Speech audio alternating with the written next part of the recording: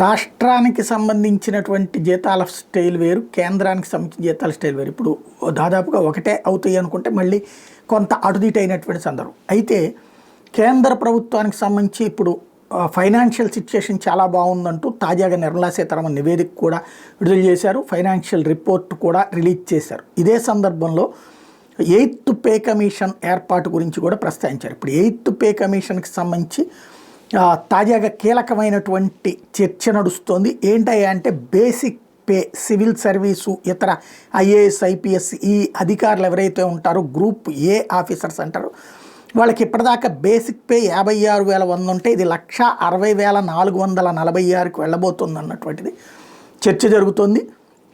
Proposals ఆ దిశగా సాగుతున్నాయని. అదే సందర్భంలో అటెండెంట్సు, చిన్న చిన్న ఉద్యోగులకి మినిమం 18,000 ఉన్నటువంటి అంటే క్లర్కల్ స్టాఫ్ ఇట్లాంటి వాళ్ళందరూ అంటే సపోర్టింగ్ స్టాఫ్కి ఇప్పటిదాకా ఉన్నటువంటి 18,000 మినిమం బేసిక్ పేమెంట్ వచ్చేటప్పటికి 51,480 రూపాయలకి వెళ్ళబోతోంది అన్నటువంటిది ప్రస్తుతం చర్చ నడుస్తోంది.